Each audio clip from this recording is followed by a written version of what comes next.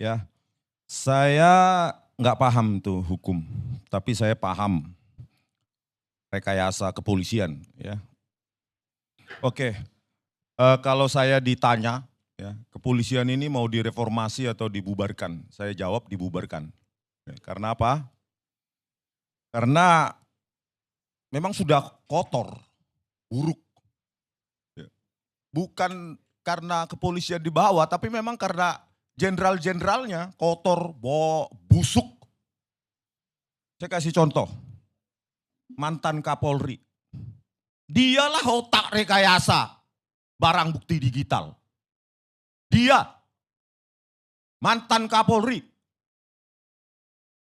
Terus bagaimana jajaran di bawahnya?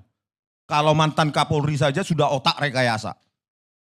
Kalau Pak Mahfud MD nanti terpilih sebagai tim atau ketua tim reformasi, saya hadiahi buku ini. Buku ini saya susun. Bukan karena saya benci terhadap kepolisian, tapi karena saya cinta kepolisian. Ya. Ini bukunya Pak Mahfud MD dan siapapun yang menjadi tim reformasi kepolisian. Rekayasa barang bukti digital oleh Puslapor Polri. Studi kasus kopi sianida. Kalau ingin membenahi kepolisian, kasih contoh bagaimana menghukum bahkan mereka yang pernah menjabat kepolisian. Demonstrasikan bagaimana tindakan atau hukuman yang lebih berat bisa diterapkan kepada mereka yang bahkan pernah menjadi pimpinan Polri.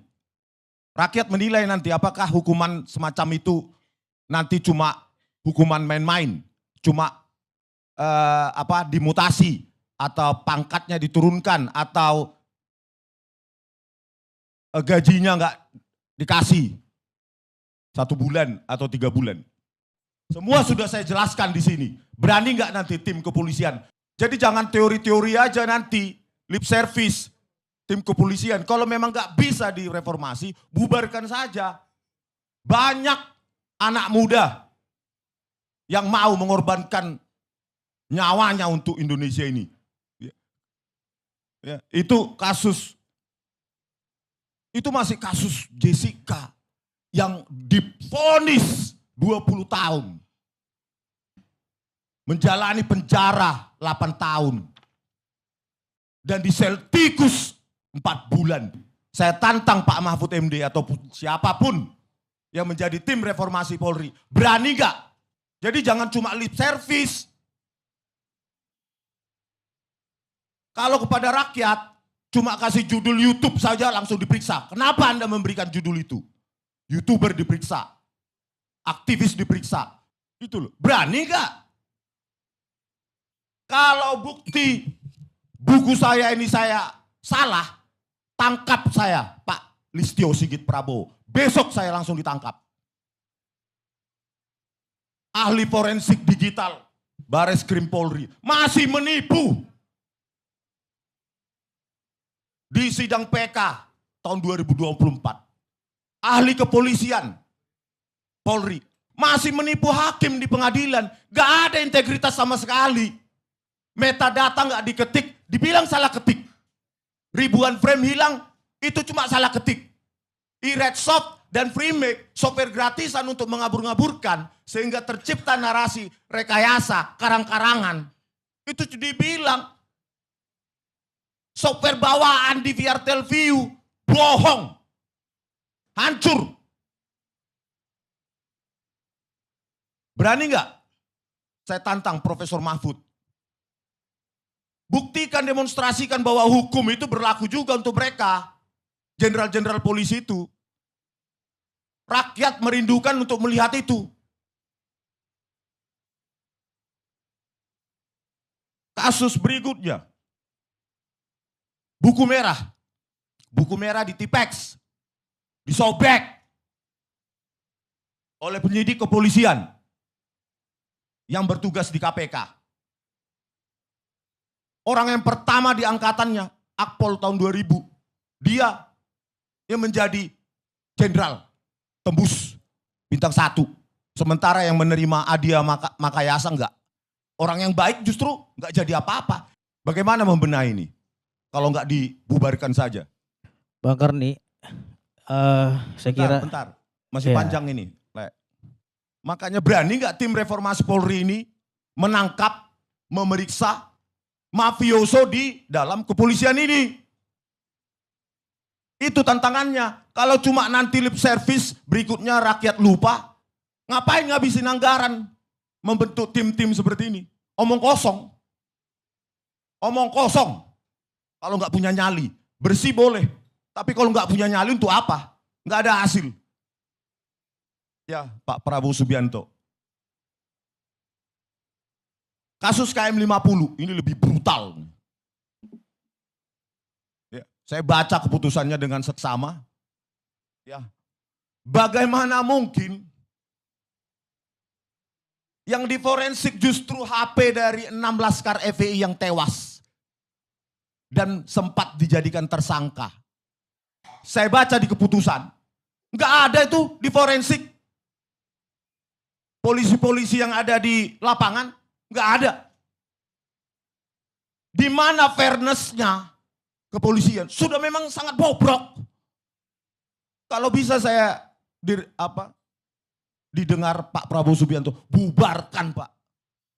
Dan jangan ada lagi pangkat-pangkat jenderal untuk kepolisian. Sombong. Seperti negara lain saja, inspektur utama kepolisian, inspektur ini kepolisian. Jangan pakai jenderal-jenderal. Sombong mereka. Belum lagi masih kasus 50, KM 50. Ya. Polisi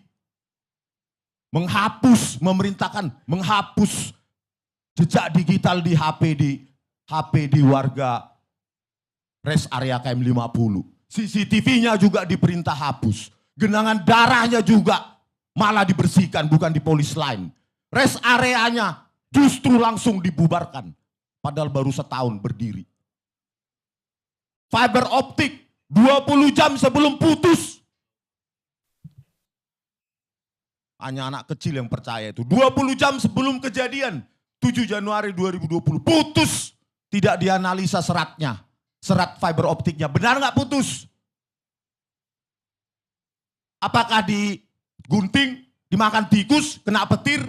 Tapi itu semua diterima hakim. Karena hakim berpendirian, kalau sudah keterangan dari kepolisian, itu pasti benar.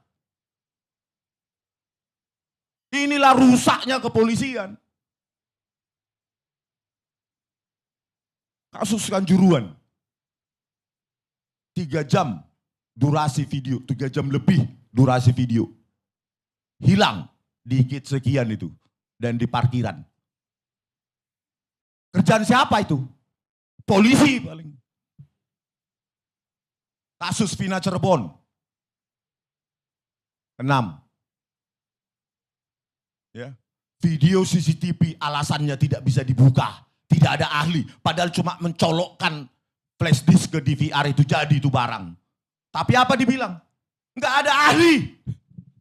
Konyol. Ekstraksi SMS. Pukul 22.14.10 WIB. Di mana almarhum Vina masih chat SMS dengan temannya bernama Widi. 22.14.10 dan itu dari digital forensik Polda Jabar. Di mana event yang dituduhkan pembunuhan, pemukulan, pemerkosaan bergilir pukul 21.15 sampai 22.30. Tetapi si korban masih meng-SMS. Masuk akal enggak? Bukti ekstraksi SMS itu enggak dipakai di rekonstruksi, reka adegan. Sengaja itu polisi. Oleh karena itu, garis merahnya adalah benang merahnya. Kalaupun kepolisian ini diselamatkan, yang memakan anggaran 126 triliun per tahun 2025 ini, anggaran terbesar nomor 2 setelah Kementerian Pertahanan. Yang 3 matra itu, TNI Angkatan Darat, Udara maupun Laut. Itu cuma selisih sekian triliun dari kepolisian, 126 triliun. Oleh karena itu, dengan anggaran yang sangat besar yang diberikan rakyat ini, seharusnya kepolisian tanpa seperti ini pun harus berbenah.